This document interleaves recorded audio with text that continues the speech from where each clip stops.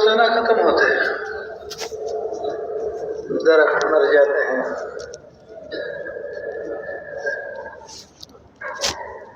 پودے خشک ہو جاتے ہیں،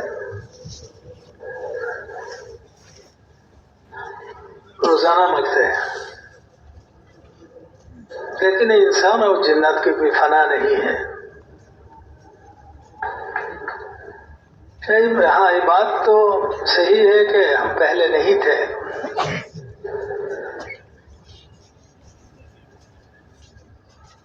لیکن جب سے ہم کو اللہ تعالیٰ نے پیدا کیا اس کے بعد سے فنا نہیں ہے،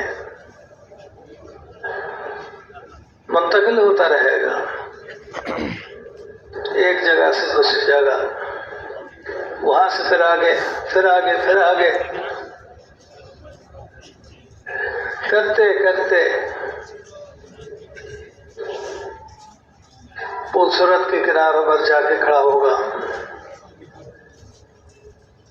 ادھر جنت ہے اور پلسرت کے نیچے جہنم ہے۔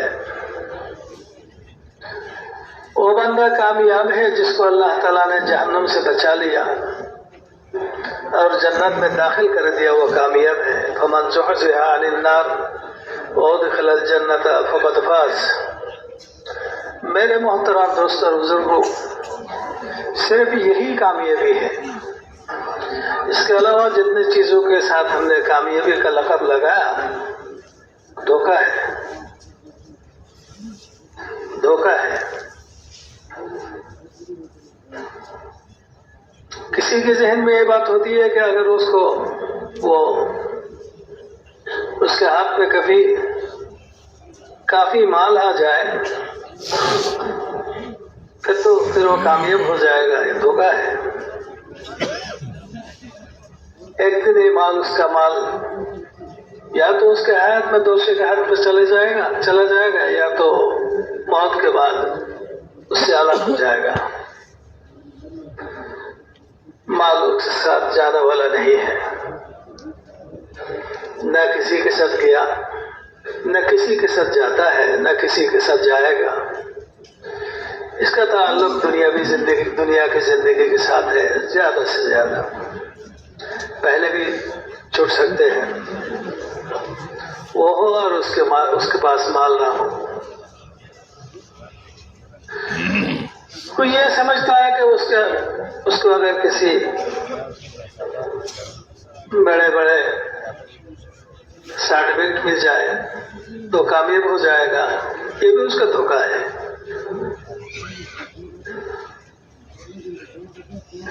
کسی کے ذہن میں یہ بات ہوتی ہے کہ اگر وہ میل فیکٹری کا مالک بن جائے وہ کامیاب بن جائے گا، یہ بھی دھوکہ ہے۔ اس کا تعلق بھی دنیا کے زندگی جتنے دن ہے، یا تو زیادہ سے زیادہ اتنے دن ہے، اس سے پہلے بھی ہاتھ سے چھوٹنے کا امکان ہے، چھوٹ جانے کا امکان ہے۔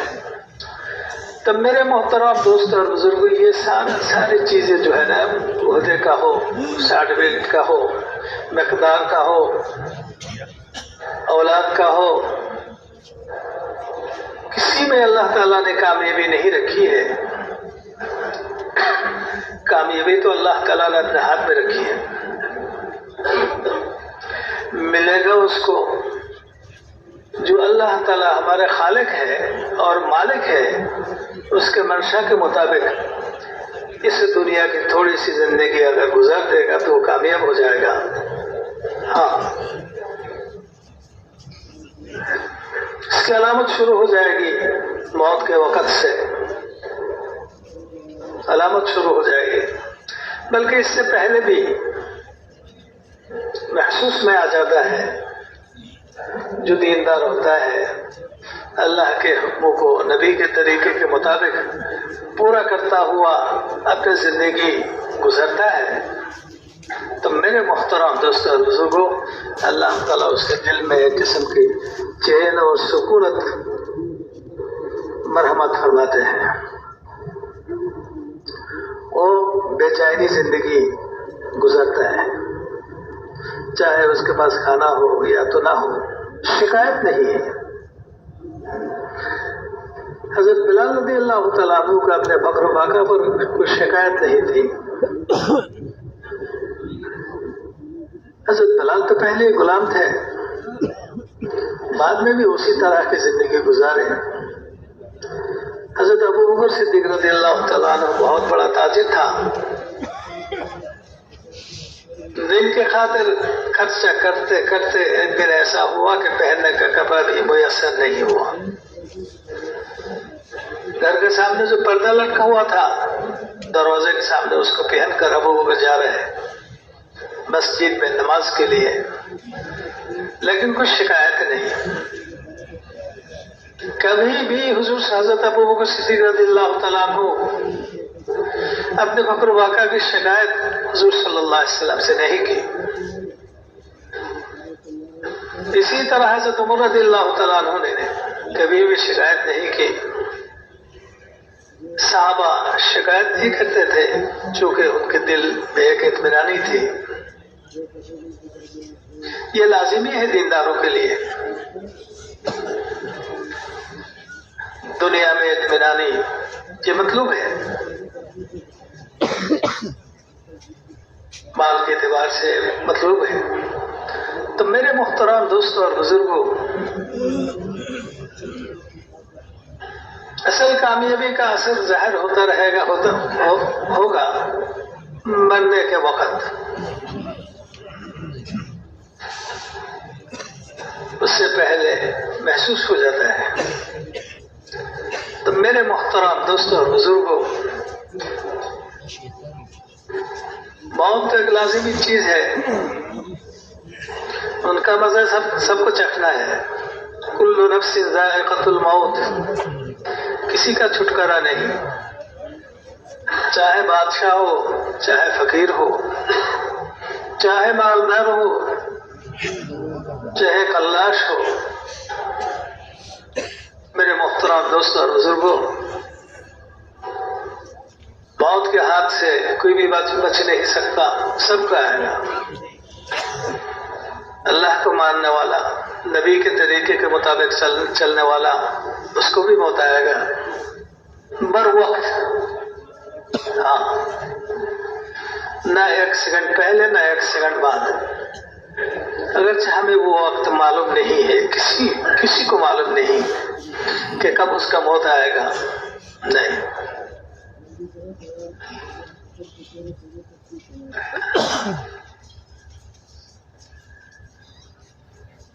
اور موت کے فرشتے کا آنا جو ہے وہ اللہ کی طرف سے وہ پہنچ جائے گا.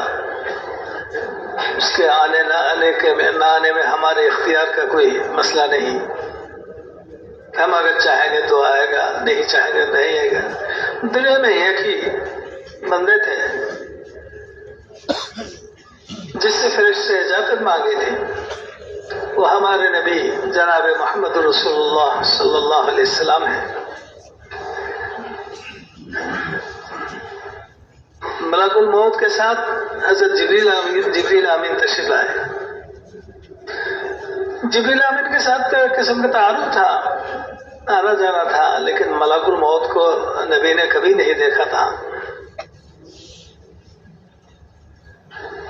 جبریل امین نے سلام عرض کیا کہ یا رسول اللہ،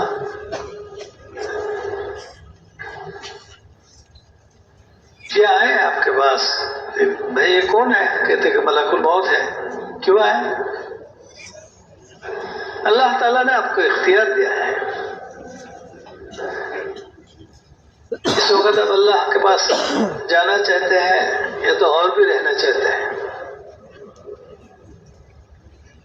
تو حضور صلی اللہ علیہ وسلم نے حضرت جبریل امین کی طرف دیکھا، وہ کہ کوئی مشورہ طلب کر رہا ہے، ان کی رائے معلوم کرنے کے لیے.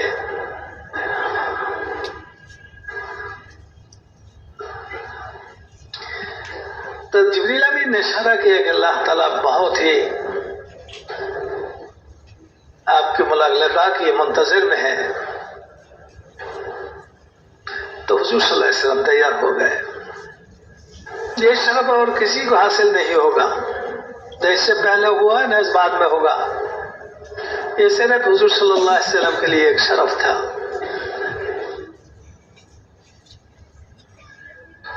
یہ ایک مقام تھا نبی کے لیے، اور کسی کے لیے یہ مقام حاصل نہیں ہے. موت اچانک آ جائے گا. اسی لیے حضور صلی اللہ علیہ وسلم نے ارشاد فرمایا کہ الکیس من دان نفسہ وعمل لما بعد الموت. عقل مند ہوشیار وہ ہے جس نے اپنے آپ کو کنٹرول میں رکھا. کنٹرول میں کیسے رکھتے ہیں؟ گاڑی کے لیے بریک ہوتے ہیں جسے کنٹرول کرتے ہیں چلانے والا.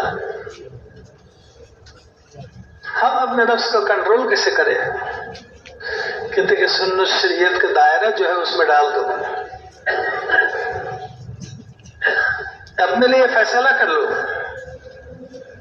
کروں گا وہ جس کی اجازت شریعت کی طرف سے ہے. کروں گا اس طرح جس طرح نبی صلی اللہ علیہ وسلم نے کیا ہے.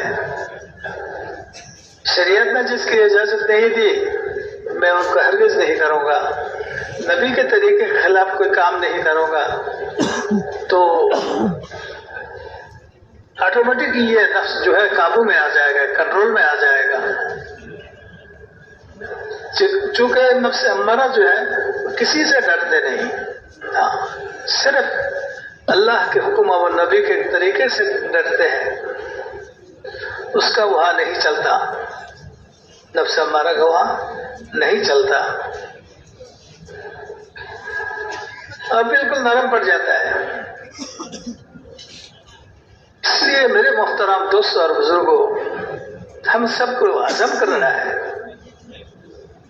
کہ سنت اور شریعت کے خلاف کوئی کام نہیں کریں گے.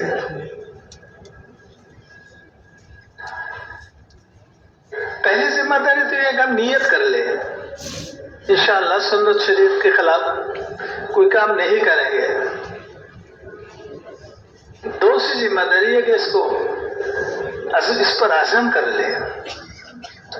جب بندہ کوئی کسی بات کا عزم کرتا ہے تو اس بات کو پورا کرنے کے لیے اللہ کی طرف سے جتنے مدد ملنا چاہیے وہ مدد اللہ تعالی کرتے ہیں، مل جاتا ہے اس کو. فرماتے ہیں کہ فَإِذَا عَزَمْتَ فَتَوَكَّلْ عَلَى اللَّهِ. جب تم نے عزم کیا تو اللہ پر بھروسہ کرو، یعنی اس کو پورا کرنے کے لیے اللہ کی طرف سے جو مدد ملنی چاہیے وہ مل جائے گا. میرے محترم دوستوں اور بزرگوں، کسی بھی عمل پر اترانا نہیں ہے. چونکہ کوئی بھی بندہ چھوٹی سے چھوٹی کوئی نیک عمل کر نہیں سکتا اللہ تعالیٰ اگر آسان نہ کر دے، اللہ کی طرف سے توفیق نہ ہو. ہاں، حتیٰ کہ ایک دفعہ لا الہ الا اللہ یہ پڑھ نہیں سکتا جب تک کہ اللہ تعالیٰ کی طرف سے توفیق نہ ہو. اسی لیے لا حول ولا قوت الا باللہ اس کو کثرت سے پڑھنے کے بارے میں کہا جاتا ہے. اس کا معنی ہے لا حول ولا قوت الا باللہ کا معنی ہے لا حول علی الطاعت عن المعصیت ولا قوت علی الطاعت الا باللہ. نہ تو مجھ میں گناہ سے پھر بچنے کی کوئی طاقت ہے، نہ کوئی نیک کام کرنے کا کوئی طاقت ہے، سوائے اللہ کے توفیق کے. اللہ تعالیٰ نے اگر توفیق دے دی تو ہم کر سکتے ہیں، اور نہیں دیا تو ہم نہیں کر سکتے ہیں. اس لیے میرے محترم دوستوں اور بزرگوں، جب بندہ کسی عمل کے لیے نیت کرتا ہے تو ایک نیکی اس کو ملتا ہے. پھر جب عزم کرتا ہے تو اس کو پورا کرنے کے لیے اللہ کی طرف سے جتنا مدد ملنا چاہیے اللہ تعالیٰ وہ اس کا مستحق ہو جاتا ہے. ملتے ہیں. اللہ کی مدد کے بغیر ہم کچھ بھی نہیں کر سکتے. اللہ کی مدد کی امید کرنا یہ بھی ایمان کی ایک علامت ہے.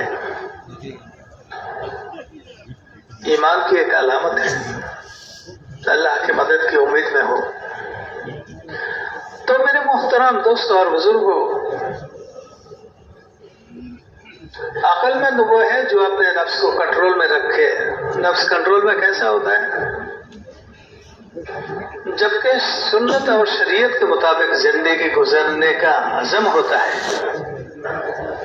ہاں، بس میں نے تو یہی کرنا ہے جس کو شریعت نے حکم دیا ہے، کرنے کی اجازت دی ہے، اور کروں گا اس طرح جس طرح نبی نے کیا ہے۔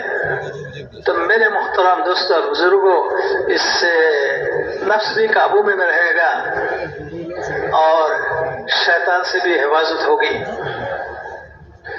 جیسا کہ شیطان حضور صلی اللہ علیہ وسلم سے ڈرتے تھے، اسی طرح حضور صلی اللہ علیہ وسلم کے طریقے سے بھی ڈرتے ہیں۔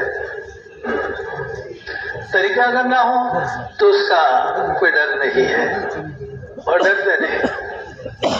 جیسے کہ نماز کے جماعت میں کھڑے ہونے کے طریقے یہ کہ مل کے کھڑا ہو جائے، مل کے کھڑا ہو جائے۔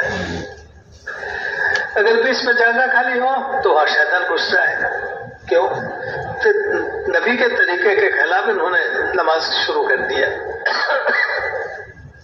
نبی کے طریقے کے خلاف کھڑا ہوا، بیچ میں جگہ چھوڑ دیا۔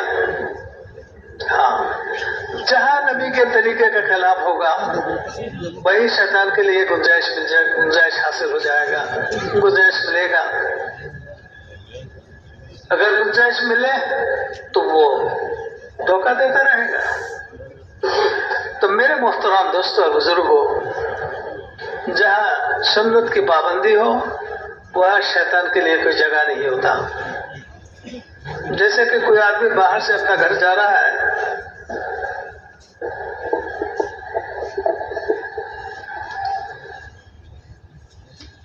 تو گھر میں داخل ہونے سے پہلے السلام علیکم کہتے ہیں۔ شیطان اپنے ساتھیوں سے کہتا ہے کہ چلو یہاں اس گھر میں ہمارے لیے کوئی جگہ نہیں ہے، داخل ہونے کی کوئی صورت، کوئی فرجہ نہیں ہے، ہٹو یہاں سے۔ اور سلام اور بسم اللہ کے علاوہ اگر اس نے داخل ہو گیا تو شیطان پیچھے والوں کو بلاتے آ جاؤ، جگہ مل گیا۔ کیوں؟ سنت کے مطابق داخل نہیں ہوا، اس لیے شیطان کے لیے گنجائش نکل آئی۔ ہاں، کھانے کے لیے بیٹھا تو اگر بسم اللہ سے شروع کیا تو شیطان مایوس ہو جاتا ہے، کہتے چلو اس گھر میں ہمارے کھانے پینے کا کوئی انتظام نہیں ہے۔ اس نے بسم اللہ پڑھ لیا۔ اگر بسم اللہ کے بغیر کھانا شروع کیا تو شیطان ساتھ اس کے ساتھ کھانے میں لگ جاتا ہے۔ جو آدمی شیطان کو ساتھ لے کے گھر میں داخل ہوتا ہے اور شیطان کے ساتھ لے کر کھانا کھاتا ہے، یہاں تک کہ بیوی کے پاس گیا اور وہاں بھی اس نے بسم اللہ نہیں پڑھی تو شیطان اس میں شریک ہو جاتا ہے۔ کیا وہ بندہ آہستہ آہستہ باعزت مستوی بن جائے گا؟ امام ابو حنیفہ بنے گا؟ صحابی بن جائے گا؟ شیطان میں اور اس میں کوئی فرق نہیں ہوگا، وہ ہمیشہ شیطان کے چنگل میں رہے گا۔ شیطان اس کو جس طرح چاہے گا اسی طرح استعمال کرے گا۔ میرے محترم دوست اور بزرگوں، اس زمانے میں امت کے تنزلی کا سبب صرف یہ ہے کہ امت نے سنت کے مطابق زندگی گزارنے کو چھوڑ دیا۔ لاکھوں کروڑوں ہزار کروڑ روپیہ خرچ کرتے ہیں سنت کے خلاف زندگی گزارنے کو رواج دینے کے لیے۔ لباس سنت کے خلاف ہو، چال چلن سنت کے خلاف ہو، کھانے پینے کا طریقہ سنت کے خلاف ہو، بیاہ شادی سنت کے خلاف ہو۔ اس لیے میرے محترم دوستوں اور بزرگوں، امت مسلمہ نصرت الہی اور مدد الہی سے محروم ہو گیا۔ کسی زمانہ میں بھی حتیٰ کہ حضور صلی اللہ علیہ وسلم کے موجودگی میں جو کفار سے مقابلہ ہوتا تھا نہ تو تلوار کے زور سے نہ تو فوج کی کثرت سے بلکہ اللہ کی مدد سے. اسی بات کو حضور صلی اللہ علیہ وسلم نے اظہار فرمایا تھا علل اعلان. جبکہ مکہ فتح ہوا تو حضور صلی اللہ علیہ وسلم مکے میں داخل ہونے لگے اور زبان میں یہ بات تھی لا الہ الا اللہ وحدہ انجز وعدہ.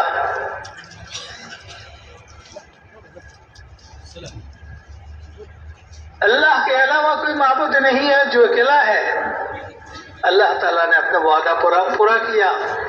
نہ وہ اپنا نام لیا، نہ خالد بن ولید کا، نہ حضرت علی رضی اللہ تعالیٰ عنہ کا، نہ وہ کسی کا نام نہیں لیا، بلکہ کیا فرمایا؟ اللہ نے اپنا وعدہ پورا کیا. تو میرے محترم دوستوں اور بزرگوں، چاہیے تو یہ تھا کہ مسلمان پہلے یہ دیکھیں کہ اللہ تعالیٰ کس سے خوش ہوتا ہے اور کس سے ناراض ہوتا ہے. دنیا کے مسلمان ملک کے قوانین جو ہے اس کا کوئی پرواہ نہیں. کس سے اللہ تعالیٰ خوش ہے یا تو اللہ تعالیٰ ناراض ہے، اس کا کوئی پرواہ نہیں. اسی لیے آہستہ آہستہ مسلمان جو ہے دبتے جا رہے ہیں، تنزلی ہوتی جا رہی ہے. چیختے ہیں لوگ کہ مسلمان کو اس تنزلی سے کیسا بچایا جائے. میرے محترم دوستوں بزرگوں، اگر واقعی تم بچنا چاہتے ہو اور بچانا چاہتے ہو تو ایک ہی راستہ ہے، دوسرا نہیں ہے.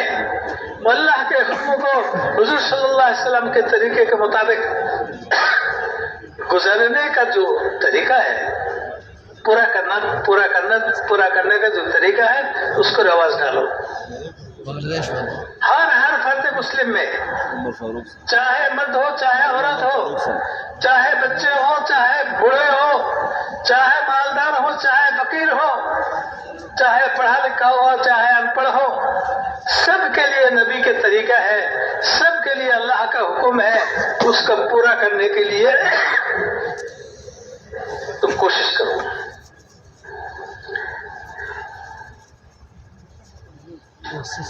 جہاں تک ہو سکے اس کو پورا کرو. اس بات پر اٹھانے کے لیے کوشش کرو. اس کے بعد اللہ سے مانگو.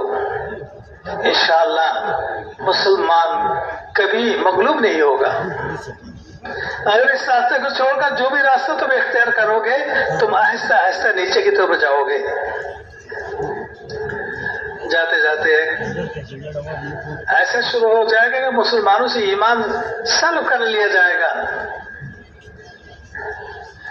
ایمان بے قیمتی ہو جائے گی. ایمان کی قیمت مسلمانوں کے پاس نہیں رہے گا.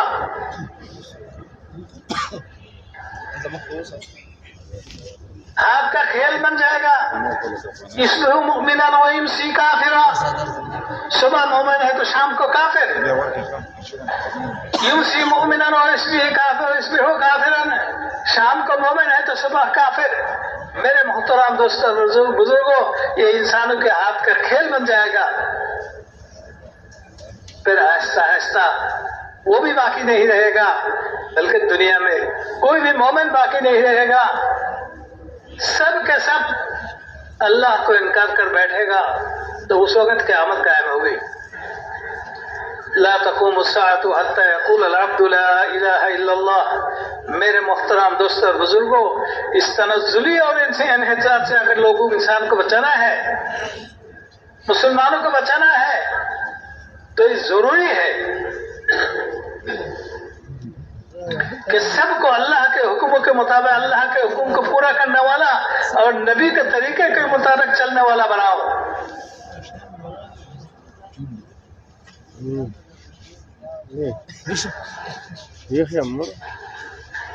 اگر مروج تبلیغ پر کوئی اعتراض ہو تو اپنی طرف سے کرو، لیکن کام یہی ہے.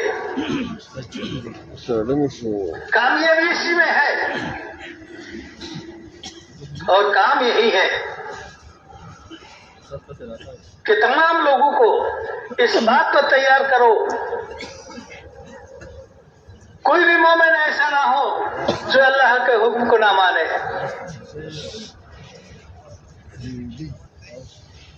کوئی بھی مومن ایسا نہ ہو جو نبی کے طریقے کے خلاف چلے۔ سب کو تیار کرنا ہے، یہ ہمارے سب کے ذمے میں ہے۔ جو لوگ مسلمانوں کی کامیابی کے لیے کوشاں ہیں، دوڑ بھاگ کرتے ہیں،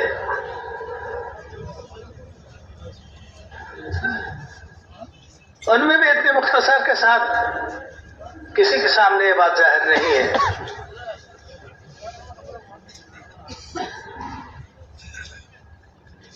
تو میرے محترم دوستوں اور بزرگوں، کامیاب وہ بندہ ہے جس کو اللہ تعالیٰ نے جہنم سے بچا لیا اور جنت میں داخل کر دیا۔ وَأُدْخِلَ الْجَنَّةَ، داخل کر دیا گیا، یعنی کوئی بھی جنت میں نہیں جا سکتا ہے سوائے اللہ کے مدد کے۔ ہاں، اللہ ہی داخل کریں گے جنت میں۔ کامیابی کا اثر موت کے وقت سے شروع ہوگا اور وہاں جا کے جنت میں داخل ہونے کے بعد وہ ختم ہوگا۔ وہاں ایک نئی زندگی شروع ہوگی،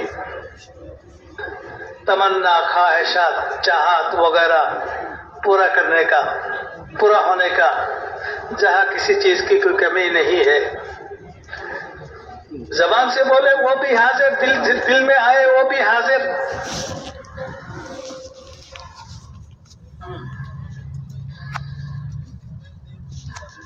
جہاں نہ بڑھاپا ہے نہ بیماری، کچھ بھی نہیں ہے، نوجوان سارا، کوئی بیماری نہیں اور موت بھی نہیں، انتہا بھی نہیں۔ میں نے پہلے عرض کیا تھا کہ اللہ تعالیٰ نے اس انسان کو جب سے پیدا کیا اس وقت سے ان کا فنا نہیں ہے۔ ان کے علاوہ جتنی چیزیں ہیں آسمان میں اور زمین میں، آسمان اور زمین کے بیچ میں، پہاڑ میں اور سمندر میں جتنے مخلوق ہیں، سب کو اللہ تعالیٰ فنا کر دے گا۔ اس لیے ہم نے اس دنیا کی اہمیت زیادہ بیان نہیں کی ہے، اس کی کوئی اہمیت کے قابل نہیں ہے۔ کیوں؟ کہتے کہ تو فانی ہے، دو اعتبار سے اس کا اہمیت ختم ہو گئی۔ ایک تو فانی ہے، ختم ہونے والا،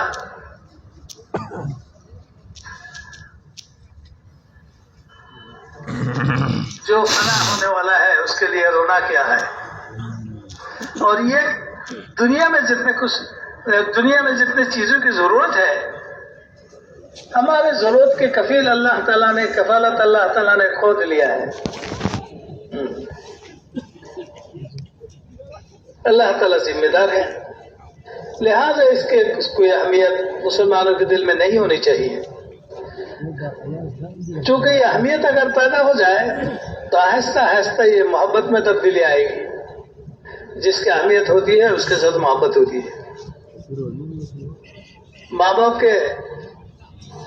باپ میں بچوں کی اہمیت ہوتی ہے، اس لیے بچوں کی محبت ماں باپ کے دل میں پیدا ہوتا ہے۔ بچوں کے سامنے ماں باپ کی اہمیت ہوتی ہے، اس لیے بچوں کے دل میں ماں باپ کی محبت پیدا ہوتی ہے۔ یہ تو عین مطلب ہے کہ ماں باپ بچے کو محبت کرے، اور محبت کرتے کرتے اس کو دینی تربیت کرے۔ بچوں کے لیے حکم ہے کہ ماں باپ کو محبت کرے، یہاں تک کہ اس نے سلوک کرتا رہے، ان کے کسی معاملہ کو کسی کام کی وجہ سے، کسی فیصلہ کی وجہ سے وہ تک نہ کہے، یہ حکم ہے۔ لیکن دنیا کی اہمیت کسی کے دل میں آ گیا اور جس کی وجہ سے دنیا کی محبت اس کے دل میں بیٹھ گیا تو یہ مضر ہے، نقصان دینے والا، بہت ہی مضر ہے۔ جبکہ کسی کے دل میں دنیا کی محبت پیدا ہو جاتی ہے نا، گناہ کے جتنے جڑ ہے وہ ہر گناہ کا جڑ اس میں پیدا ہو جاتا ہے۔ اور جس گھاس کا جڑ کسی زمین میں ہوتا ہے وہ اگتا ہے، کوئی بھی روک نہیں سکتا جب تک وہ جڑ کو اکھاڑ نہ ڈالے۔ دنیا کی محبت کی وجہ سے گناہوں کا جڑ دل میں بیٹھ جاتا ہے، کوئی بھی گناہ ہو کر بیٹھتا ہے، روکنے والا کوئی بھی نہیں ہے۔ اس لیے میرے محترم دوست اور بزرگوں، دنیا کی کوئی اہمیت ہمارے اندر ہمارے بس نہیں ہونی چاہیے، چونکہ ایک تو فانی ہے اور اس میں جتنے چیزوں کی ضرورت ہے وہ اللہ تعالیٰ نے اس کی ذمہ داری لی ہے۔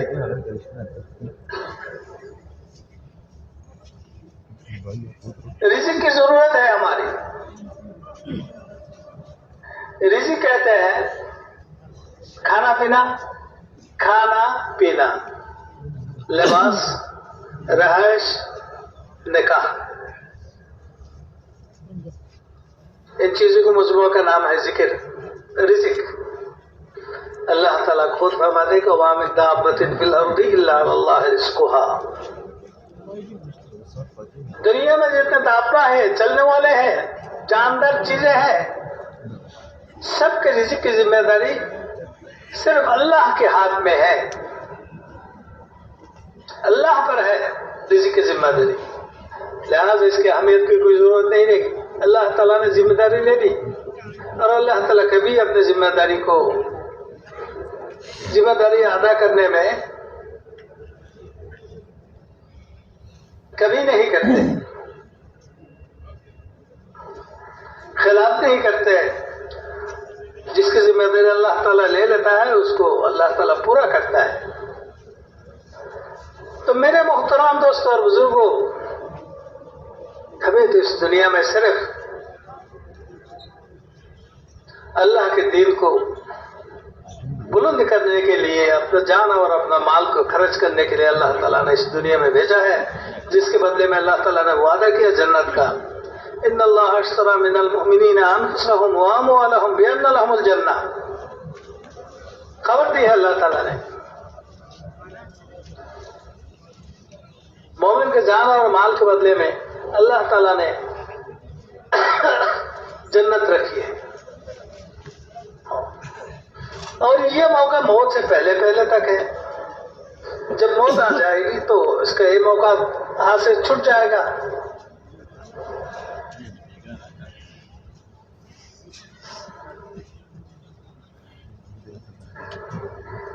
اس لیے میرے محترم دوستوں، اس کو پھیلانے کی محنت کرنا پورے دنیا بھر کے لوگوں کے، اپنے انسانوں تک، کہ وہ پڑھے لا الہ الا اللہ اور کامیاب ہو جائے۔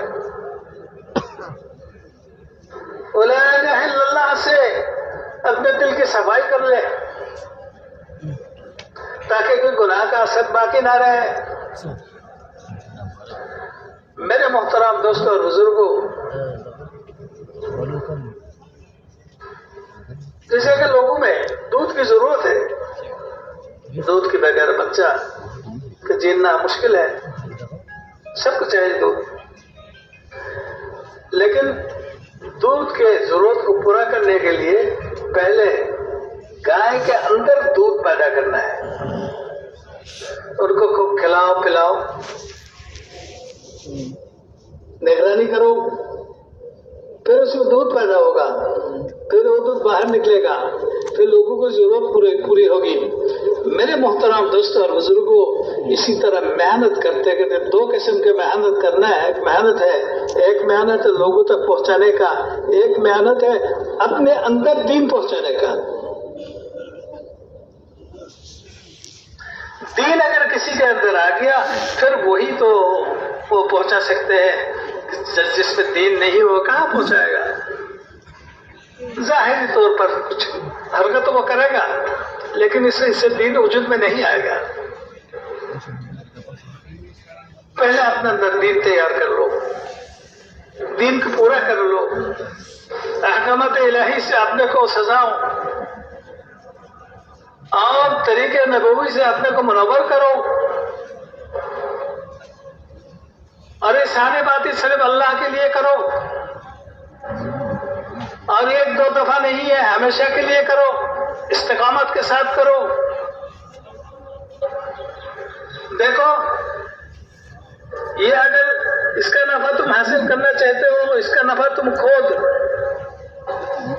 اپنے لیے کرنا چاہتے ہو تو حقوق اللہ کی، حقوق العباد کی پابندی کرو، ورنہ تمہارا سارا کیا کرایا دوسرے کے لیے دوسرے کے کھاتے میں چلا جائے گا۔ ظلم سے بچو، جھوٹ سے بچو، غیبت سے بچو، رشوت سے اپنے کاروبار سے محفوظ رکھو، سود سے بچو، پھر جا کے تمہاری یہ عبادت عمل جو ہے تمہارے لیے محفوظ رہے گا، ورنہ عمل تو ہوگا یہ دوسرے کے کھاتے میں جمع ہوگا۔ حضور صلی اللہ علیہ وسلم نے اس کا سب امت کے سب سے بڑا فقیر کہا ہے۔ نیک عمل تو خوب کیا لیکن اخلاق میں کمی تھی۔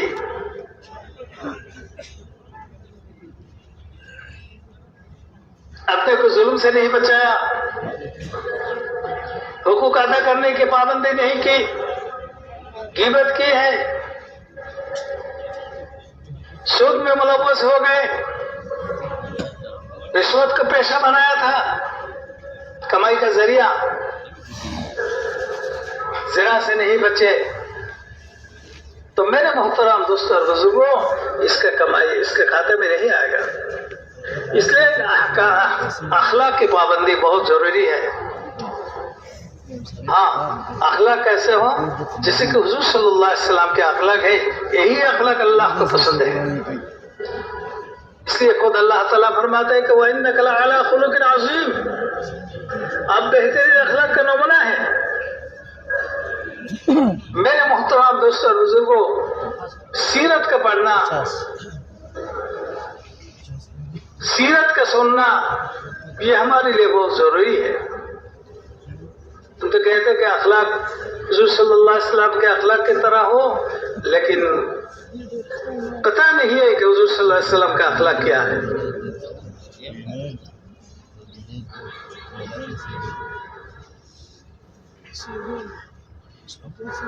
یہ کہاوت ہے کہ ایک مسلمان نے کسی غیر مسلم کو پکڑ لیا، اور مسلمان بہت طاقتور تھا، ہمت میں تھی، پکڑ کر اس کو لٹا دیا، اس سینے میں بیٹھ گیا اور تلوار نکالا، چھورا نکالا، اس کے گلے میں رکھا، تو یا تو مسلمان ہو جا ورنہ میں تجھے قتل کر دوں گا۔ پہلے تو وہ کافر تیار نہیں تھے، وہ کوشش کر رہے تھے کسی صورت میں کسی طرح سے اس کا ہاتھ سے نکل جائے، چھٹ جائے، لیکن اس میں وہ قابو نہیں پایا۔ پھر کہتے کہ اچھا چلو میں مسلمان ہونے کے لیے تیار ہوں، کیا کرنا ہوگا؟ اب وہ مسلمان کہنے لگے وہ کلمہ پڑھ کے مسلمان ہو جا جو مجھے بھی نہیں آتا، وہ کلمہ پڑھ کے مسلمان ہو جا جو مجھے بھی نہیں آتا۔ ہماری حالت تو ایسی ہے،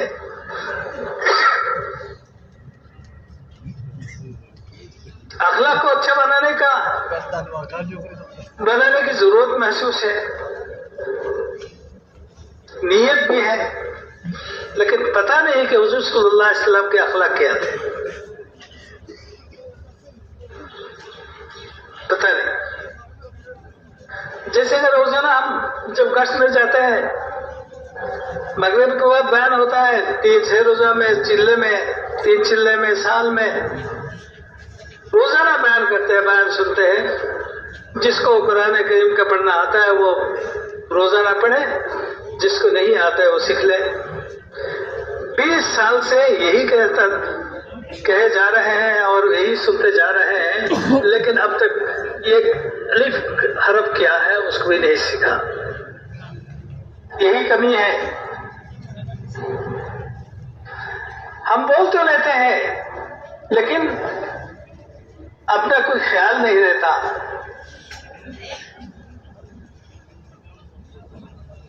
اپنا حساب نہیں کرتا، اپنے کو خود کا کارگزاری نہیں سناتے۔ 3 سال پہلے کے علم کی کوئی حالت تھی اور اب کیا ہے؟ 10 سال پہلے کیا کیا جانتے تھے اور 10 سال پورا ہو گیا تبلیغ میں لگنے کے بعد تو کتنا کچھ حاصل کیا، کتنا کچھ سیکھا، ہم جانتے نہیں ہیں۔ حالانکہ حساب کرنا ہے، جو دنیا میں اپنا حساب کرتا رہے گا آخرت میں اس کا حساب آسان ہو جائے گا۔ اس لیے میرے محترم دوستوں اور بزرگوں، اندھے کی طرح اس کام میں نہ لگے، بلکہ اپنے کو دیکھ دیکھ کر تبلیغ میں لگے کہ مجھ میں کتنا کمی ہے، کس چیز کی کمی ہے، اس کو پورا کرنے کی کوشش ہو۔ ہم نے اگر شروع کر دیا تو اللہ تعالیٰ کی مدد ہماری طرف متوجہ ہوگی، اللہ تعالیٰ سکھلا دے گا، راستہ کو اللہ سیکھنے کے دروازے کو اللہ تعالیٰ کشادہ کر دے گا۔ اس لیے میرے محترم دوستوں اور بزرگوں،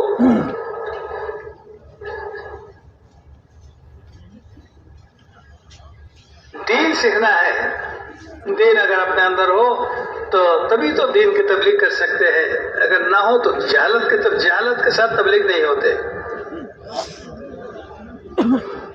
ہر نبی کو اللہ تعالیٰ نے آسمان سے علم دیتے تھے، ہر نبی کو، جہالت کے ساتھ تبلیغ نہیں ہوتی۔ اس لیے میرے محترم دوستوں اور بزرگوں، ہماری محنت میں علم اور ذکر بہت ہی ضروری ایک نمبر ہے۔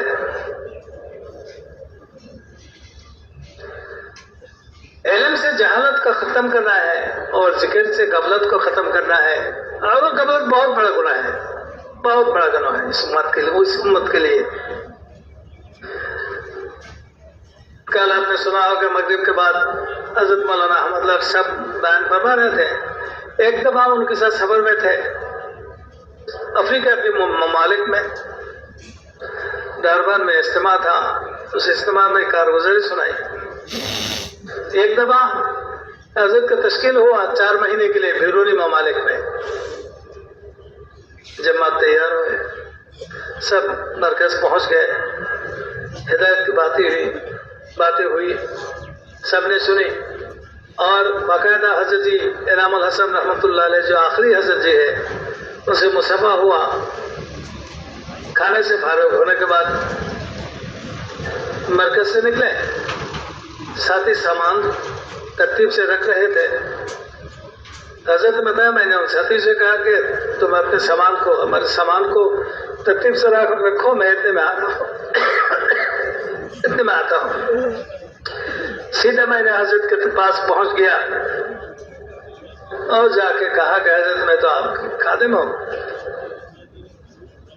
اب جا رہا ہوں 4 مہینے کے لیے، پتہ نہیں پھر کب ملاقات ہوگی نہ ہوگی، مجھے کوئی نصیحت کر دے۔ حضرت خاموش ہو گئے۔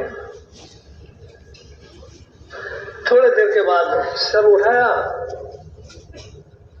اور کہتے کہ میری طرف دیکھا اور کہا کہ بیٹا احمد، اپنے آپ کو غفلت سے بچائے رکھو، غفلت اس امت کا سب سے بڑا گناہ ہے۔ اس لیے میرے محترم دوستوں اور بزرگوں، علم سے جہالت کو ختم کرنا ہے اور ذکر سے غفلت کو ختم کرنا ہے۔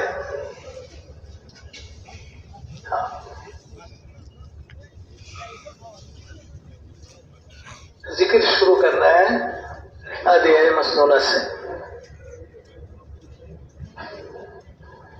یہ بندے کی حفاظت کا ایک دائرہ ہے، جو بندہ اس کے اہتمام کرتا ہے اللہ تعالیٰ اس کو حفاظت کرتے ہیں۔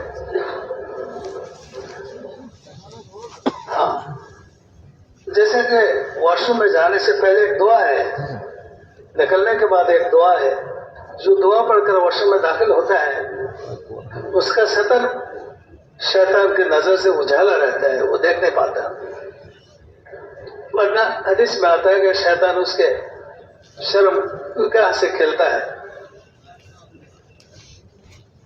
حفاظت ہے دعا، اللہم انی اعوذ بک من الخبث والخبائث، دعا بھی ہے، طریقہ بھی ہے۔ بائیں طرف سے داخل ہو اور کپڑے اٹھاؤ جتنی کی ضرورت ہو، ضرورت سے زیادہ نہیں.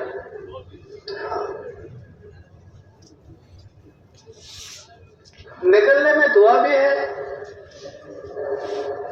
اور طریقہ بھی ہے.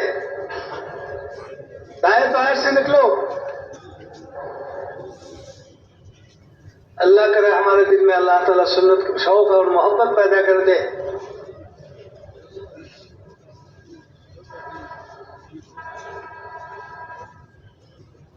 پڑھنے کے زمانہ میں اپنے ملک میں ایک مدرسے میں پڑھ رہا تھا.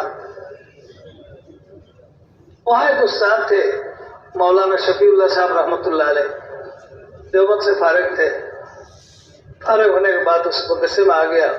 حالانکہ اس مدرسے سے ان کا گھر بہت دور ہے. یہی سے شروع کیا اور یہی پہ ختم کیا. دوسرے مدرسے میں کبھی نہیں گیا. کوئی دشمن بھی کہہ نہیں سکتا کہ میں نے حضرت کو ایک مستحب چھوڑتا ہوا دیکھا. نہیں، کبھی نہیں. اتنے سنت اور مستحب کے پابند تھے. ایک دفعہ ہمارے ملک میں ان کا استاد حضرت مولانا مسیح اللہ خان صاحب رحمہ اللہ حضرت حافظ کے مجاز تھے، تشریف لائے. اور ہمارے استاد ان کے ہاتھ میں بیعت تھا تو گئے وہاں سے اپنے شیخ سے ملنے کے لیے. ایک ہفتہ ان کی صحبت میں گزرے، پھر آ گیا مدرسے میں. تو وہ بہت پرانا استاد تھے. اکثر استاد وہاں کے اکثر استاد ان کے شاگرد ہیں. سب ملنے کے لیے آئے. ہم طلباء جو تھے وہ اساتذہ کے پیچھے اور جب کے سب ملنے کے لیے آئے. حضرت کہہ رہے کہ الحمدللہ الحمدللہ الحمدللہ، گویا کہ دوانہ ہو گیا. ایک جو عمر کے اعتبار سے حضرت کے قریب تھے، میں کہا کہ حضرت اتنے الحمدللہ کا وجہ کیا ہے؟ کتنے مسئلے ایک مسئلہ کا حل ہو گیا. کافی دن سے میں نے بہت سے لوگوں سے پوچھا تھا، علماء سے، لیکن کوئی تشفی بخش جواب انہوں نے نہیں دے سکا. اس مسئلہ کا حل ہو گیا. بولے کیا ہے؟ کہتے کہ جب انسان کو بیت الخلا میں جاتا ہے تو جانے میں تو پہلے بائیں بار داخل کرنا ہوتا ہے. یہ تو سب کو معلوم ہے. لیکن استنجا کے لیے جہاں بیٹھے گا، حضرت نے فرمایا کہ قدم چاہ، پاؤں رکھنے کی جگہ، وہاں کون سا پاؤں پہلے رکھے، دایاں یا تو بایاں. اس کا کوئی تصریح کہیں نہیں مل رہا تھا. میں نے اس دفعہ جو حضرت سے ملنے کے لیے گیا تھا، میں نے ان سے پوچھا تھا. حضرت نے فرمایا کہ پہلے وہ دایاں بائیں رکھو. چونکہ بیت الخلا میں داخل ہونے کے لیے بایاں بائیں اس لیے رکھا جاتا ہے کہ اندر کا حصہ، باہر کا حصہ، بیت الخلا کے باہر کا حصہ اندر کے حصے سے بہتر ہے. افضل سے مفضول کی طرف جا رہے ہو، اس لیے بایاں بائیں سے داخل ہو. لیکن جب تم نے داخل ہو گیا تو پورا جگہ برابر ہے. یہاں اگر کوئی چیز کرنا ہے تو دایاں سے شروع کرو، دایاں بائیں رکھو قدم چاہ پہ. ہمارے نزدیک تو یہ معمولی کی قابل نہیں ہے، معمولی کی بھی قابل نہیں ہے. لیکن حضرت کے ہاں کتنی اہمیت ہے. یہ ہے سنت پر چلنے کا جذبہ. تو میرے محترام دوستوں اور بزرگوں، سب سے پہلے ہم دعائے مسنونہ سے شروع کریں. ہر جگہ کی دعا وہاں پڑھیں. حدیث میں آتا ہے جو کھانے سے پہلے بسم اللہ پڑھتا ہے. محدثین کہتے ہیں کہ کھانے کا پہلے کا بسم اللہ، کھانے سے پہلے کا بسم اللہ ہوتا ہے بسم اللہ وعلی برکت اللہ سے. ذبح سے پہلے بھی بسم اللہ ہے، لیکن وہاں کے بسم اللہ ہوتا ہے بسم اللہ اللہ اکبر سے.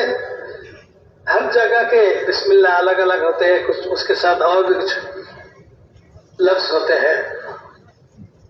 ہاں، کھانے سے پہلے بسم اللہ پڑھنے کا مطلب یہ ہے کہ بسم اللہ وعلی برکت اللہ پڑھے. اور کھانے کے بعد جو دعا ہے وہ پڑھے، اور ساتھ ساتھ اگر یہ بھی پڑھے الحمدللہ الذی اطعمنی ھذا ورزقنیہ من غیر حول منی ولا قوت، اس کے زندگی کے پچھلے تمام گناہوں کی مغفرت کر دی جاتی ہے۔ ہاں بھائی، یہ ہے سنت کی نتائج۔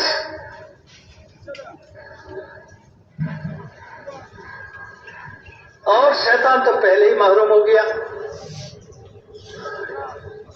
بسم اللہ کے ساتھ گھر میں داخل ہوا تو شیطان نہیں آ پائے، بسم اللہ کے ساتھ کھانا شروع کیا تو شیطان محروم ہو جاتا ہے۔ تو میرے محترم دوستوں اور بزرگوں، سنت اور شریعت کے پابندی کے ساتھ زندگی گزرنا، سنت شریعت کے پابندی کے ساتھ زندگی گزرنا، یہ تذکرہ اور یہ بیان اور سننا یہ کافی نہیں ہے، بلکہ اس کو عمل پر لانا ہے۔ سنت اور شریعت کے مطابق، سنت اور شریعت کے پابندی کے ساتھ جو اپنے زندگی کو گزرنے کی عادی بن جاتا ہے تو میرے محترم دوستوں اور بزرگوں، اللہ تعالیٰ کے ساتھ اس کے خاص تعلق پیدا ہوتا ہے۔ ہاں، جیسے کہ نبی کا تعلق تھا اللہ سے۔ ہاں، فرق اتنا ہے کہ نبی کی حیثیت سے اللہ سے جڑا ہوا تھا، اور امتی ہونے کی حیثیت سے اللہ تعالیٰ سے جوڑے گا۔ جو اللہ سے جوڑ جاتا ہے تو میرے محترم دوستوں اور بزرگوں، وہ اللہ تعالیٰ کے خاص نگرانی میں آ جاتا ہے۔ جو اللہ تعالیٰ کے خاص نگرانی میں آ جاتا ہے، اس کی ضرورت کے لیے دعا کرنے کی ضرورت نہیں پڑے گی، خود اللہ تعالیٰ اپنی طرف سے پورا کرتے ہیں۔ جب کوئی آدمی وہ دیکھے گا یہ ضرورت تو صرف اللہ تعالیٰ ہی کی طرف سے پورا ہوا، تو اس کو اللہ کے راستے میں نکلنے کے لیے کیا معنی رہے گا، کیا رکاوٹ رہے گا؟ انہوں نے بارہ دیکھا کہ اللہ تعالیٰ پورا کرتے ہیں، اس کے گھر والوں نے دیکھا کہ اللہ تعالیٰ پورا کرتے ہیں، ان کے بچوں نے دیکھا کہ اللہ تعالیٰ پورا کرتے ہیں، تو پھر منع کیوں کرے گا؟ منع کیوں کرے گا؟ تو میرے محترم دوستوں اور بزرگوں، اس وقت جو رکاوٹ پیدا ہوتی ہے، اس کی وجہ صرف، اس کے سبب کوئی نہیں ہے، صرف میں ہی اس کا سبب ہوں۔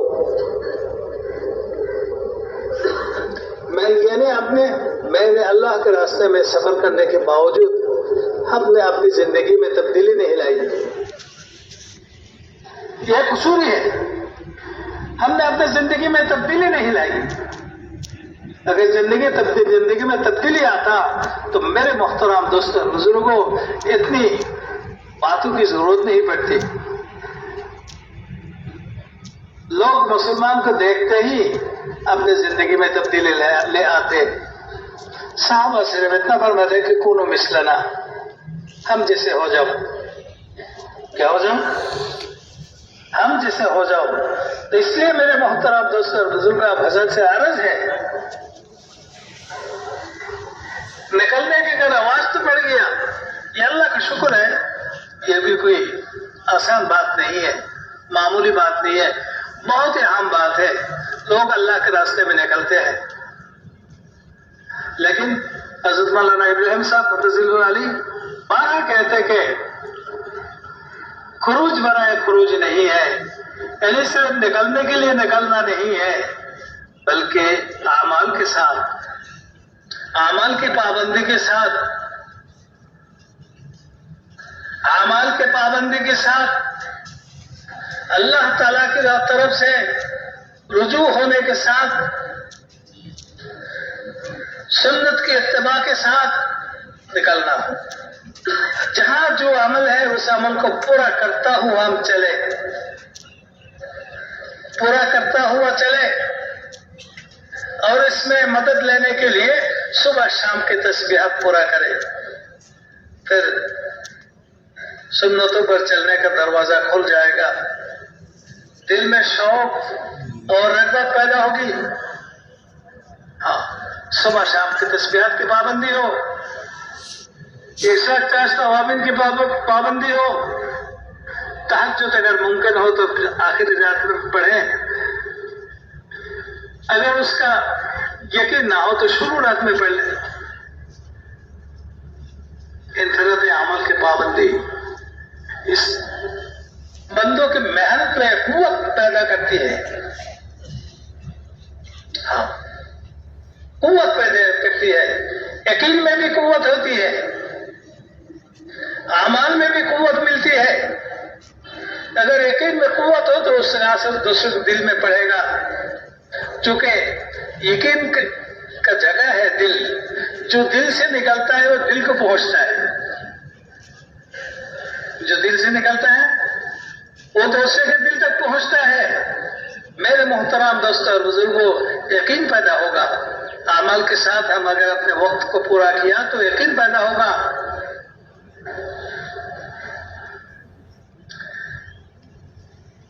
آخرت کا منظر ہمارے سامنے ظاہر ہوگا, صاف ہوگا. ہاں یہ سمجھنا ہے. دین پر چلتے چلتے چلتے چلتے آخرت کا منظر جو ہے وہ صاف ہوتا ہے. ایک صحابی تھے, حضور صلی اللہ علیہ وسلم سے ملے صبح کو. نبی نے فرمایا کہ کیف اصبحت یا حارثہ, اے حارثہ تم نے کس طرح صبح کیا؟ حضرت حارثہ رضی اللہ تعالیٰ عنہ نے کہا کہ اصبحت مؤمنا حقا یا رسول اللہ, پورا ایمان کے ساتھ میں نے صبح کیا. نبی نے پوچھا کہ لیکن حق حقیقت اما حقیقت ما تقول, ہر بات کی ایک دلیل ہوتی ہے, تم نے جو کہا ہے اس کی دلیل کیا ہے؟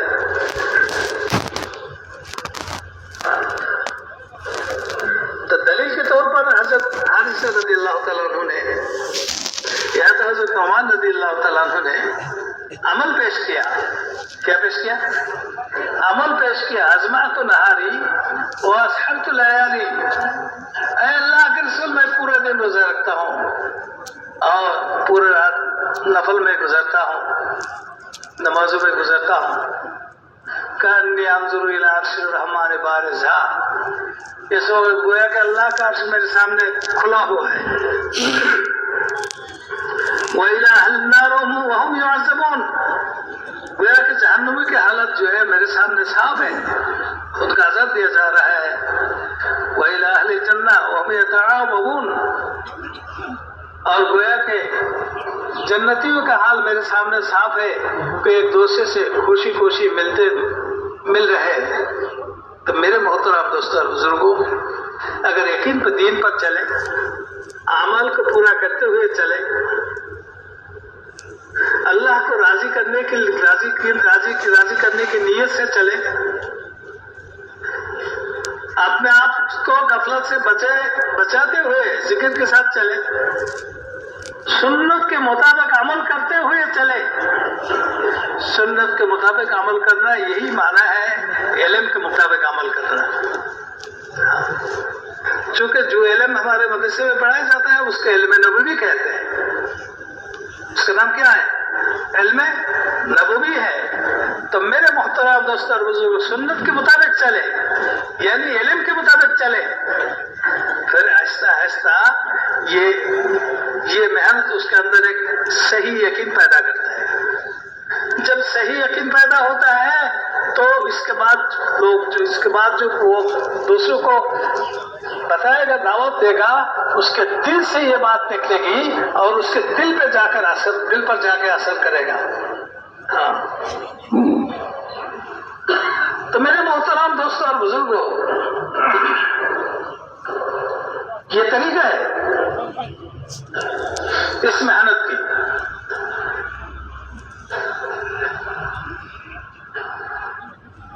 اور اس محنت میں چلنے کے لیے کوئی رکاوٹ نہیں ہونی چاہیے. رکاوٹ کی کیا وجہ ہے؟ دنیا میں جتنی چیزوں کی ضرورت ہے اس کو تو اللہ تعالیٰ نے ذمہ داری لی ہے. میری ذمہ داری مستقل طور پر, میرے بیوی کی ذمہ داری مستقل طور پر. اس کو سمجھائیں اس بات پر کہ دیکھو ذمہ دار اللہ تعالیٰ ہے, اللہ کی طرف متوجہ رہو. اسی لیے گھر میں دینی ماحول پیدا کرنے کے لیے تعلیم کا حلقہ شروع کر دو, دینی ماحول پیدا ہو جائے گا.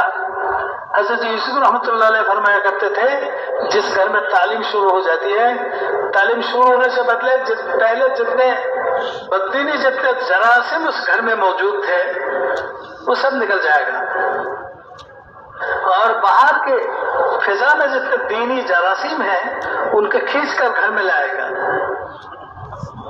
تعلیم کا حلقہ شروع کر دو، ہر گھر میں ہونا چاہیے تاکہ گھر والوں کا ذہن بنے، بچوں کا ذہن بنے۔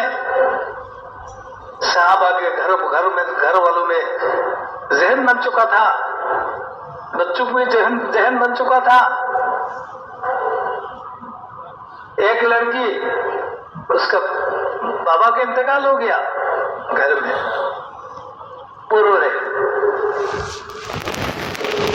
شروع میں تو اپنے گھر میں بیٹھے رو رہی تھی، پھر گھر سے نکل گئی، دور جا کے کہیں رو رہی ہے۔ رشتے دار نے سمجھا، کوئی تبدیلی نہیں آئی۔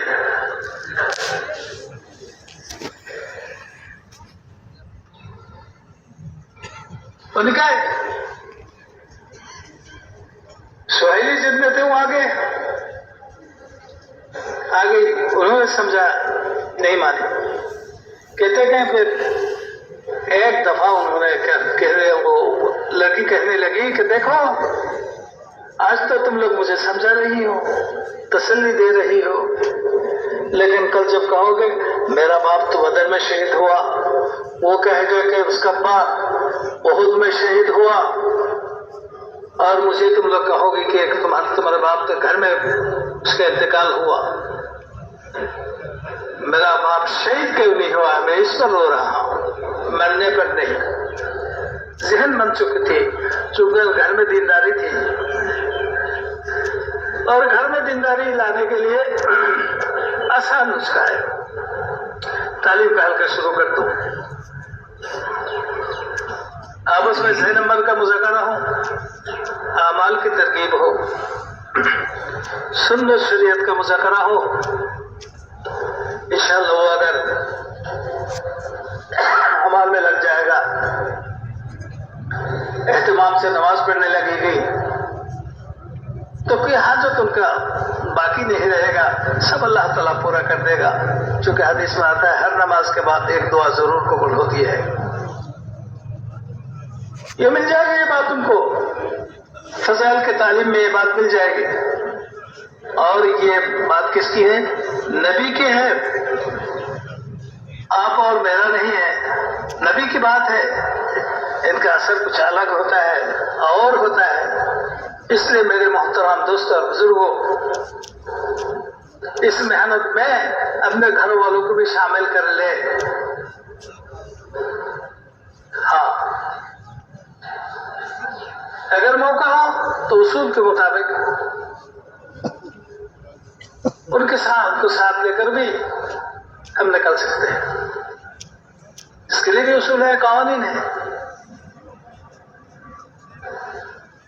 اس کی پابندی بہت ضروری ہے۔ اس لیے میرے محترم دوستوں اور بزرگوں، اہم چیز یہ ہے کہ ہماری زندگی سنت شریعت پر آ جائے، صرف خروج برائے خروج نہ ہو بلکہ اعمال کے ساتھ ہو، نبی صلی اللہ علیہ وسلم کے طریقے کے مطابق ہو، پھر جا کے جاندار بنے گا، اللہ تعالیٰ اس کو ضائع نہیں کرے گا۔ جس کو روز کے ساتھ عمل کی پابندی ہوتی ہے، اللہ کے رضا کے لیے ہوتی ہے، اللہ کے ذکر کے ساتھ ہوتی ہے، نبی کے طریقے کے مطابق ہوتی ہے، دوسرے کو حقوق کا ادائیگی کے ساتھ ہوتی ہے، ساتھی ہے ان کو حقوق ادا کرتا جاؤ، کسی کا حق ضائع نہ کرو۔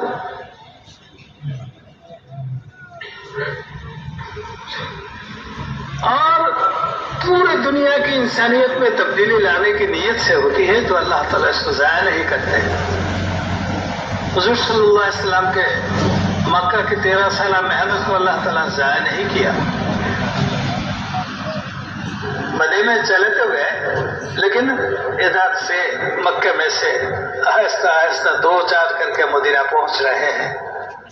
ہاں، مخلصین کی محنت کو اللہ تعالیٰ ضائع نہیں کرتے۔ ہاں، کبھی ایسا ہو سکتا ہے اس وقت کوئی نتیجہ ظاہر نہیں ہوا، انشاءاللہ ہوگا۔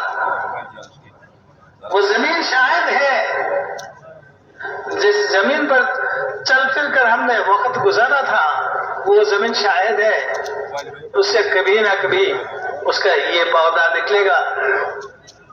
اس لیے میرے محترم دوستوں اور بزرگوں، اس کام کی بہت ہی اہمیت ہے اگر صحیح طریقہ پر کیا جائے۔ صحیح طریقہ کیا ہوتا ہے؟ اللہ کی رضا کے لیے علم و ذکر کے ساتھ ہو، اور تسلسل کے ساتھ ہو، سنت شریعت کے پابندی کے ساتھ ہو، حقوق العباد ملحوظ ہو، کسی کا حق ضائع نہ ہو، تو پھر یہ محنت جو ہے اس دنیا میں ایک دن رنگ لائے گا۔ اس سلسلہ کی محنت حضرت ادریس رحمۃ اللہ علیہ شروع کیا تھا۔ جس دن آپ نے شروع کیا تھا اس دن تو آپ کے ساتھ تو کوئی بھی نہیں تھے، اکیلا ہی تھے۔ یہ سارا مجمع اور دنیا میں جتنے مجمع ہیں سب حضرت ادریس رحمۃ اللہ علیہ کی محنت کا نتیجہ ہے۔ اس کا اجر سب روزانہ صبح شام ان کے قبر میں پہنچ رہے ہیں۔ اس لیے میرے محترم دوستوں اور بزرگوں، سب سے درخواست ہے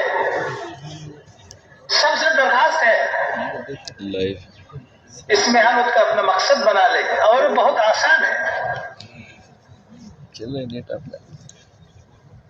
حاجی عبداللہ صاحب رحمۃ اللہ فرماتے کہ تو آسان ہے، سب اس کو کر سکتے ہیں، جوان بھی کر سکتے ہیں، بوڑھا بھی کر سکتے ہیں، پڑھا لکھا وہ بھی کر سکتے ہیں، ان پڑھ بھی کر سکتے ہیں، جس کے پاس مال ہے وہ بھی کر سکتے ہیں، جس کے پاس مال نہیں ہے وہ بھی کر سکتے ہیں، اپاہج بھی کر سکتے ہیں، جو دیکھتے نہیں نابینا ہے وہ بھی کر سکتے ہیں۔ کیا ہے؟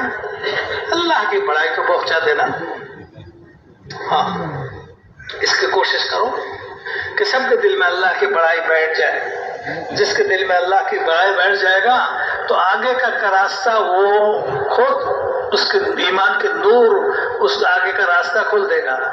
تو میرے محترم دوستوں بزرگوں، اللہ کی بڑائی کی وجہ سے جو ہے دل میں صفائی پیدا ہوتی ہے، دل صاف ہو جاتا ہے۔ اور یہ بہت ضروری ہے دل کو صاف کرنا۔ اللہ تعالیٰ خود فرماتے ہیں کہ اس دن سے ڈرو جس دن تمہارا نہ تو تمہارا مال کوئی کام میں آئے گا، نہ اولاد، الا من اتى الله بقلب سلیم، مگر نفع مند وہ آدمی ہوگا جس کے دل صاف ہو۔ یہ اصل ہے، دل اصل ہے۔ ہر قسم کے گناہ سے دل صاف ہو، حقوق اللہ کو ضائع کرنے کے گناہ سے صاف ہو، حقوق العباد کو ضائع کرنے کے گناہ سے صاف ہو۔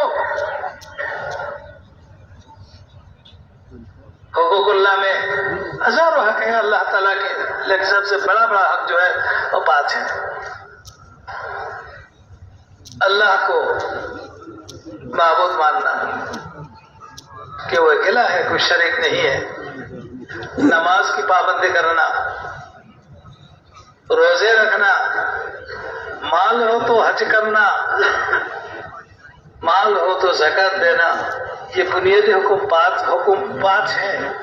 یہ اللہ کے حقوق ہیں، اور بھی ہزاروں حقوق ہیں اللہ تعالیٰ کے، جس کو جاننے کے لیے ہم علماء کے محتاج ہیں۔ تو میرے محترم دوستوں اور بزرگوں، اسی طرح حقوق العباد بھی ہے، اس کے بھی ملحوظ ضروری ہے، ورنہ دل صاف نہیں ہوگا۔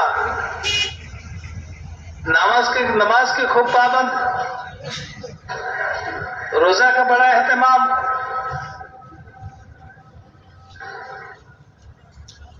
ہر سال حج کو جانے کا شوق، اور کبھی کبھی جاتے بھی ہے، زکات بھی دیتے ہیں، لیکن حقوق اللہ کے، حقوق العباد کی پابندی اگر نہ ہو تو میرے محترم دوستوں بزرگوں یہ اپنے حق میں سارا بیکار ثابت ہوگا۔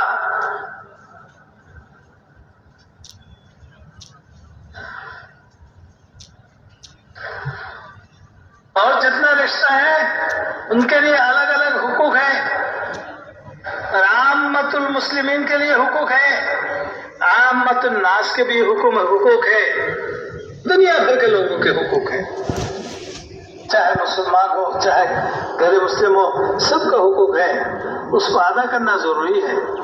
جیسا کہ اللہ کا حق ادا کرنا ضروری ہے، ویسے بندے کا حق کی ادا بھی کیا ہے، ضروری ہے۔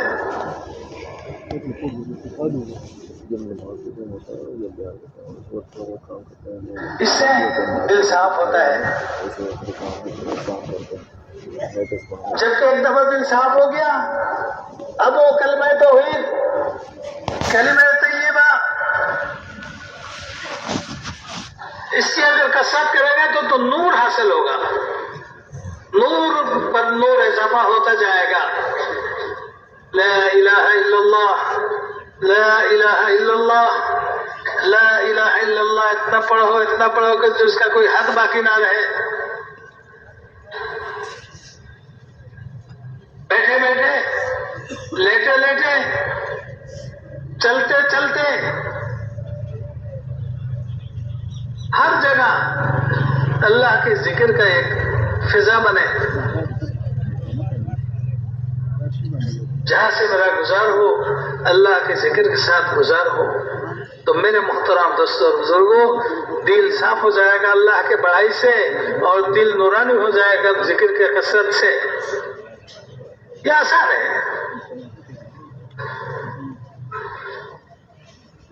اللہ کے ذکر کرنے کے لیے کوئی کام کو روکنے کی ضرورت نہیں ہے۔ اب بازار جانا ہے تو اللہ کے ذکر کرتا ہوا جائے، وضو ہو پھر بھی کر سکتے ہیں، وضو نہ ہو تو پھر بھی کر سکتے ہیں۔ میرے محترم دوستوں اور بزرگوں یہی ایک چیز قیامت کے میدان میں کام دینے والا ہے، فائدہ پہنچانے والا ہے۔ یہ آسان ہے، اس لیے نبی صلی اللہ علیہ وسلم نے ارشاد فرمایا کہ دین یسر، دین آسان ہے، ولا عسر، مشکل نہیں۔ اللہ تعالیٰ فرماتے کہ لا یکلف اللہ نفسا الا وسعها،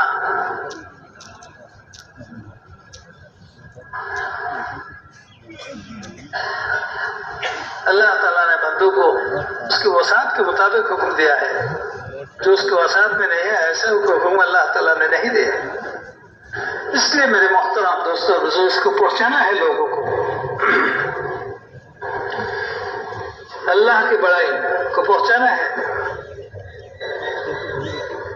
حقوق اللہ کے ادائیگی کے لیے تعلیم کے حلقہ میں بٹھا کر اس کو اس میں ترغیب دینا ہے، استعداد پیدا کرنا ہے، علماء سے جوڑ پیدا کرانے کے ذریعہ سے حقوق العباد کی، حقوق اللہ کے کتنے قسمیں ہیں اور کس حکم کا کیا حق ہے اس کو سیکھنا ہے۔ یہ آسان ہے، چونکہ پریشانی جو ہے ہم اپنے یقین کے کمزوری کی وجہ سے ہم پریشان ہو گئے۔ کھائے گا کہاں، کھائیں گے کہاں سے، گھر چلے گا کیسے، بچوں کا کیا ہوگا۔ میرے محترم دوستوں بزرگوں اس کا فیصلہ اللہ تعالیٰ نے کر دیا ہے کہ وہ اللہ کے ذمے میں ہے، اللہ کے کیا ہے، ذمے میں ہے۔ ہاں، دو چار چاہت اگر پورا نہ ہو تو کیا حرج ہے، تو ختم ہو جائے گا، ایک دن یہ تو ختم ہو جائے گا۔ جو چاہت باقی رہے گی وہ اللہ تعالیٰ خود پورا فرمائیں گے، قیامت کے دن پورا فرمائیں گے جنت میں۔ جیسے کہ روزہ دار اپنے چاہت کو پورا نہیں کر پاتا، بھوک ہے، گھر میں کھانا بھی ہے لیکن کھاتے نہیں، اللہ کا حکم نہیں ہے، غروب سے پہلے کھانے کی اجازت نہیں ہے، وہ تاخیر کرتے ہیں غروب تک۔ उस चाहत को पूरा नहीं हुआ है तो नहीं, वक्त पर पूरा नहीं हुआ, बाद में हुआ। जब दिल चाह रहा था उस वक्त पूरा नहीं कर सका। सिर्फ इसकी वजह से अल्लाह ताला जन्नत में खुद अपने हाथ पर खाना लाएगा और रोजादार बंदे से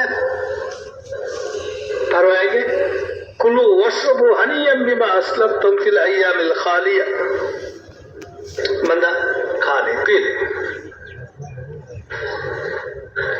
ये बदला है उस दिन के जमाने माजी के, उस दिन के खाने का बदला है। तूने नहीं खाया था रमजान में, हाँ अल्लाह ताला पूरा भरना देंगे।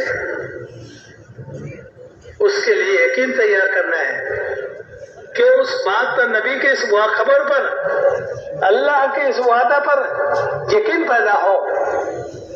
तो मेरे मुहतरम दोस्तों और बुजुर्गों, इसलिए इस मेहनत है, सिर्फ 40 दिन पूरा करने के लिए नहीं, 4 महीना पूरा करने के लिए नहीं, साल पूरा करने के लिए नहीं, मुल्क दर मुल्क सफर करने के लिए नहीं, बल्कि ये दीन है अपने अंदर इसके तमाम छोटे बड़े जितने अहकामात हैं सबको हुजूर सल्लल्लाहु अलैहि वसल्लम के तरीके के मुताबिक पूरा करना और पूरे उम्मत में चल फिर कर इसको पूरा करने की इस्तेदाद भी पैदा कर, तरगीब भी कर देना, इस्तेदाद भी पैदा करना और इस पर उठाना, ये सारी जिम्मेदारी हमारे हम में से सब पर है। छोटे बड़े जो भी है सब पर इसकी जिम्मेदारी है। इस जिम्मेदारी को अदा करने के लिए आप हजरत तैयार हैं? अल्लाह ताला सबको तौफीक दे दे। कब तक करेंगे? मौत तक। क्यों करेंगे? किसके लिए करेंगे? अल्लाह को राजी करने के लिए। किस तरह करेंगे? नबी ने जिस तरह किया है। किस तरह करेंगे? नबी ने जिस तरह किया है। हाँ, अगर से सुनने में थोड़ा मुश्किल नजर आता है, लेकिन असल में मुश्किल नहीं। जो रास्ते में पड़ जाता है तो रास्ता उसको रास्ता दिखाता है। हमने अगर शुरू किया ना तो हमारे शुरू ही रास्ता खुलेगा। करेंगे तो इंशाअल्लाह अल्लाह ताला सबको तौफीक दे दे। तो फिर मेहरबानी करके इस आवाज को, इस काम को लेकर दुनिया के कोने कोने तक पहुंचने का इरादा किसका है? नगद बताइए। माशाअल्लाह माशाअल्लाह, अल्लाह ताला कबूल करे। फरमाए माशाअल्लाह। मुल्कों के लिए पूरी दुनिया में जाना, अल्लाह के पैगाम को पहुंचाने के लिए अपने आप को नहीं देखना, अपनी जेबों को शेयर न करने के लिए। अच्छा तशरीफ माशाअल्लाह। फरमाए जी माशाअल्लाह, जज़ाकल्लाह। मोहम्मद नजीर मियां खान क्या ना जाए जी, पूरी जिंदगी अल्लाह कबूल फरमाए, आसान फरमाए माशाअल्लाह। तशरीफ लाए माशाअल्लाह। फरमाए जी। हाँ जब माशाअल्लाह आप हजरात जो हैं जमातें बना के तशरीफ लाए, करीब आ जाए, करीब तशरीफ लाए, करीब आ जाए माशाअल्लाह। फरमाए माशाअल्लाह जी। बरकतुल्लाह कहाँ से भाई? हैदराबाद से। एक लाख अल्लाह कबूल फरमाए माशाअल्लाह। कौन फरमाए जी? जी कबूल शाह।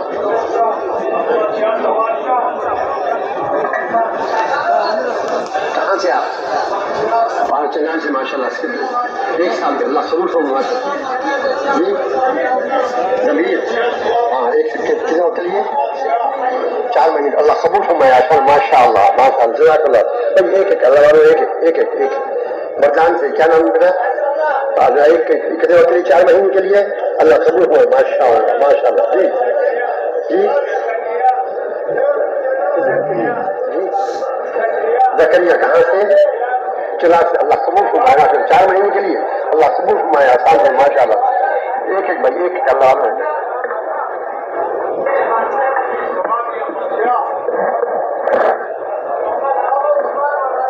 और इस्माइल मर्दान से पूरी जगह अल्लाह कबूल फरमाए माशाअल्लाह।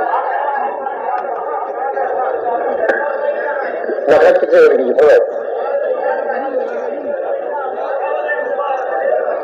भाई? नहीं, एक साल की जमात कहाँ से है यहाँ? मेरी जमात जी